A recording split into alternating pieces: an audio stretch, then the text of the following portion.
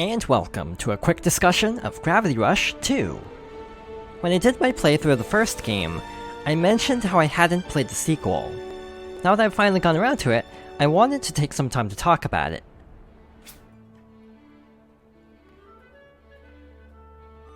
Overall, I really liked Gravity Rush 2, but I'm not sure if I like it more than the first game. This game does fix some of the issues I had with the original, but also introduces some new problems as well. First of all, it's a really pretty looking game, especially compared to the first game, which at its core was a Vita game. So this game, being a PS4 game from the ground up, looks so much better, with better lighting, environmental detail, and character models. But it doesn't get rid of the style of the original game. So the characters are still cel-shaded, and most of the story is still told through comic book style panels, which I think is really good. That was a great artistic choice in the original because of hardware limitations, but I am glad they kept that for the sequel, even with better hardware. The one downside to the better performance, or better visuals, is worse performance. So instead of running at 60 frames per second like the remaster, this runs at 30 frames per second. For the most part, it's not that big of a deal. I did notice a few issues where the controls didn't seem as responsive as the first game, but for the most part, it plays fine with the lower frame rate. The one other issue is it's not a stable 30 frames per second. It does drop below that occasionally in really hectic fights or really crowded areas of the city, like for specific side missions. Yeah, for the most part, the game runs really well and looks a lot better than the first game, even with a reduction to the frame rate. It is a shame this game does not have any sort of PS5 enhancements. This is being played on the base PS4, so that's obviously why I did have performance issues. I imagine if I played on a Pro or a PS5 someday, this game would run a lot better. But as is, even on a base PS4, it still runs pretty well. In general, I think this game would really benefit from running at 60 frames per second, like the remaster, but I think it's really unlikely given the current state of the Sony Japan studio and how it was restructured recently to be more of a support studio for other teams. So with that, I think it's unlikely that this game will get like a 60 frames per second upgrade for PS5 or even like a PC port, because they have been bringing over a lot of Sony games to PC lately. I just think this game is really unlikely and kind of low on the list of priorities, sadly, even though I really like this series. The other problem with the performance is actually the loading times, which would probably not be an issue on PS5, but there are times when the loading screen lasts for a very long time to the point where I think the game crashed. So yeah, the loading isn't great, but if you're not playing on the base PS4, it would probably be a lot better. So, moving on to the gameplay, I think Gravity Rush 2 plays a little bit better than the first game, but in some ways, I think they didn't go far enough with the changes. So we still play as Kat, who has all of her abilities from the first game, so she still has access to like the gravity kick, the stasis field, the gravity slide, and so on. But she also has two new abilities, style changes. So by default, if you slide up on the touchpad, we switch to the lunar style. This makes Kat lighter, allowing her to jump much higher and also kind of float downwards. This also lets her teleport when using a gravity kick, which is very good against fast-moving or flying enemies, because that was a problem in the first game. On the other hand, if you slide down on the touchpad, we switch to the Jupiter style, which makes Kat heavier, allowing her to break through specific barriers for enemies, and even certain walls in a couple levels. So, the special moves are all included in this game as well from the first game, but they actually are tied to the styles now. So in Kat's normal form, she'll use the Spiraling Claw. The special for the lunar form is the Gravity Typhoon, and the special for the Jupiter form is the Micro Black Hole. but for the most part, it still plays very similarly to the first game, for better or worse. The style changes are good for helping to break up the monotony of the combat in the original, which was one of my big issues with the first game, but still, it plays very similarly to the first game. So, a few gameplay changes that weren't made that I wish had been made, mostly revolve around the camera. So, another issue I had with the combat is there wasn't really a camera lock-on when fighting enemies, so it was very easy to lose track of enemies, and another problem was the gravity kick would often miss because of how quickly enemies were moving, and not really being able to accurately lock onto them. And that's still kind of a problem in this game, sadly. So there's still no camera lock-on to enemies, which is a shame, and the gravity kick is still somewhat unreliable, but the lunar style does make it a little bit better. And the camera itself does still struggle a lot. I felt like this game had more close quarters combat than the first game, so the camera definitely does get hung up on different objects in the environment in both games, but because of having to fight enemies in smaller areas, it felt like the camera struggled more in this game compared to the first game, which had more like open areas for fight scenes. So yeah, those two issues are things that I wish had been fixed for this game, but sadly were not. Still, the gameplay is fine enough, even with those issues, and if you've played the first game, you'll probably be used to the combat, so it probably won't be too much of a learning curve. So over here is another area entirely separate from Hexaville. This is actually one of the starting areas. So in terms of the world scale, Gravity Rush 2 is a lot bigger than the first game, for better or worse. So in some ways I like this change, and in other ways I kind of dislike it, because this area is really spread out across multiple different small floating islands. So at first, before leveling up abilities, it can be kind of a pain to travel between areas when the gravity gauge is depleting very quickly. Speaking of upgrading, that actually works differently in this game compared to the original. In the original, there was this reputation system where as you completed side missions, challenges, or story missions, Kat's reputation would go up and then she'd be able to level up more. In this game, Kat's health and gravity gauge level up through the story automatically, but other abilities like, the stasis field or the gravity slide are upgraded with precious gems. So it's a little bit different than the original, and in general, I don't mind it too much. It actually feels a lot more balanced not being able to upgrade certain things manually, and having them upgrade through the story, because in the original, it was very easy to feel over-leveled by like increasing the time or increasing the speed at which the gravity gauge would replenish, as an example. So in general, this game does feel a lot more balanced, but there are also difficulty settings, easy, normal, and hard. And on normal, I did die a few times, but overall, the game is not too bad in terms of difficulty. So yeah, the world itself is a lot bigger, and the game is also a lot bigger. So the first game for my playthrough probably took me like 10 to 15 hours.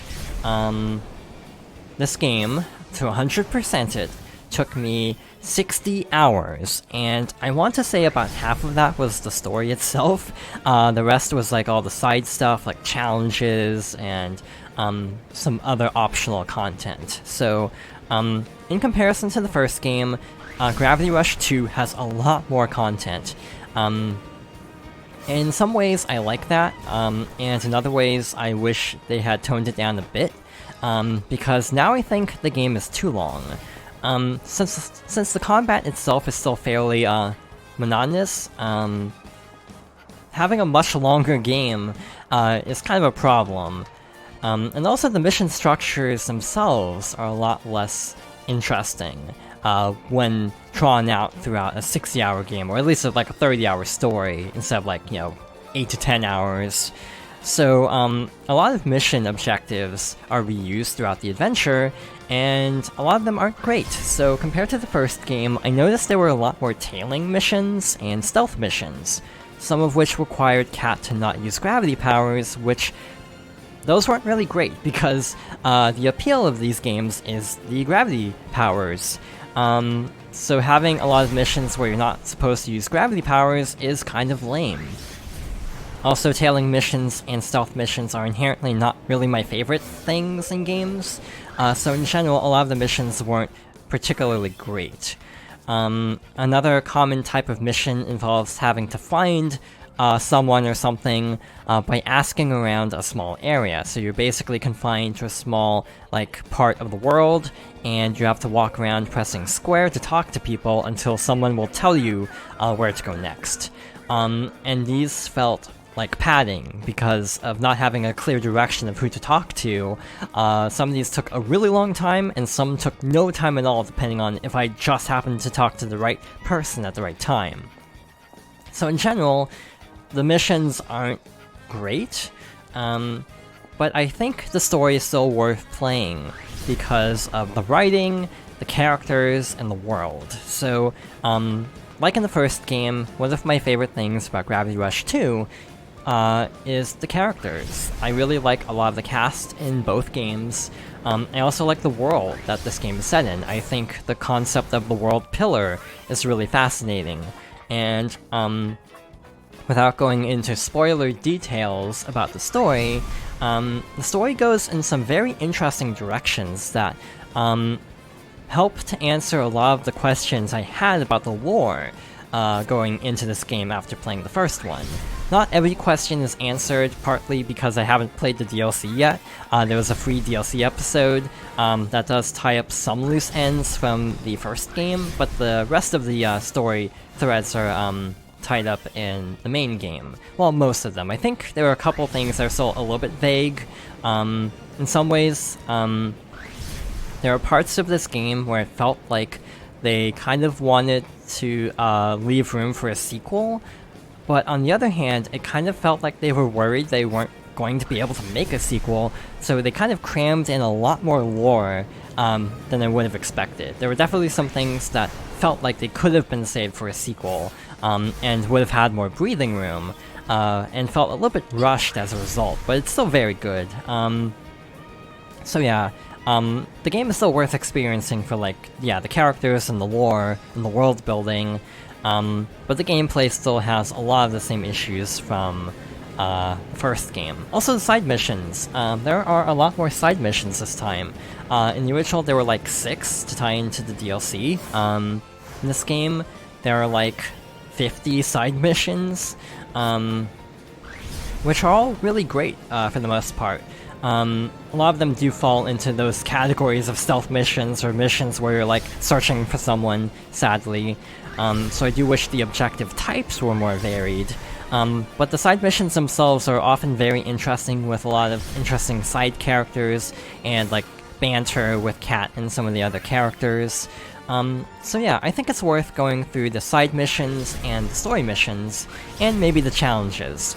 But even at that point, you will probably not be anywhere close to 100%, which is why my time for actually completing the game is so much longer than just getting to the end of the story, because I spent a lot of time searching for special rare Nevi for a trophy, which is tied to the system clock, basically. So I had to basically go in and change the clock settings to figure out what time this Nevi would spawn at. The other thing that added a lot to my playtime was gem hunting to level up to the maximum. So you need a ton of gems to actually level up everything, and it took a really long time to find enough. So yeah, it does feel like this game has a bit of padding, specifically with the gameplay, and in some ways, with the story being a lot longer, I think just playing the story, you could easily get your money's worth out of this game. This game is $20 now. It might be a PlayStation Hits, I'm not actually sure about that. But yeah, it's about $20 now, so it's actually cheaper than the remaster, which is normally $30, unless that goes on sale. Usually it does, frequently. And and also because this game was not an Amazon exclusive on PS4, it's much easier to find physical copies as well. Also, trying to find physical copies of the Vita version of the first game is also not particularly easy. At the time of recording this, it was just announced recently that the PlayStation Vita store will not be shutting down, so if you still want Gravity Rush on Vita, you can still play it digitally at least. Yeah, I recommend both games a lot, even though they both have a few issues each. And one of those issues is something I actually haven't talked about, and that is how Gravity Rush 2 at launch had an online mode. So, there was a treasure hunting mode of sorts where you could find random treasures and take pictures of them. So, you could send those pictures to a server, and then other people could use those pictures to find treasures. And then you would be awarded with Dusty tokens. The online servers shut down about 18 months after launch. It was supposed to shut down a year after launch, and then fan demand got them to extend it like 6 months. But if we go into costumes, there are locked costumes. I think one is a pre-order costume, and the other two are tied to Dusty tokens. Some of these are also DLC, like the 2B and Phantasy Star crossover costumes. And some of these, like the ones from the first game, are from having a save file from the remaster. So some of these are still locked to Dusty tokens. There's also an accessory system called Talismans, and certain talismans are tied to Dusty tokens as well. And even furniture, because you can actually customize Cat's house in this game. So there's a lot of content that is literally inaccessible now. I am trying to exit this menu, and I forget how. There we go. So yeah, in general, this game is good, but it's a little bit frustrating that it's still possible to get the Platinum Trophy, but it's not possible to 100% the game. So basically, because of so many furniture items being tied to treasure chests or Dusty tokens, and also talismans, and even like little photo items as well to put in photos, since so much content is locked to the Dusty token system, and when they pulled the server, they didn't actually add another method to get the items, some content is just locked forever, basically. And because it's been so long, I doubt they'll change it after so many years of the servers being down, which is a shame. Gravity Rush as a series of 2 games and an animated short that ties into both games. By the way, you should probably watch that before playing this game, because I didn't actually understand the story at first because I skipped watching the 2 anime shorts, and I was really confused at what was happening, because the explanation is partly in the anime. Beyond a few little promotional items like that and cameos in like Hot Shots Golf and PlayStation All-Stars, Gravity Rush has been kind of a neglected series of sorts. Like, it never sold particularly well, and then releasing on the Vita didn't help, and then the remaster was like really limited release, and the sequel had its service shut down within like 18 months. So in general, as much as I like Gravity Rush 2, and it does have a very vocal fan base, it is kind of a shame that the series never really took off. It's definitely very quirky and unlike most games on the PS4, so I can see why it was kind of a hard sell, but it is still a shame. Either way, if you enjoyed my playthrough of the first game, I would highly recommend both games. Both are a lot of fun, even though they do have some issues periodically. But with that being said, I think that's about all I had to say for this. So thank you for watching, and I hope you'll join me next time for another discussion.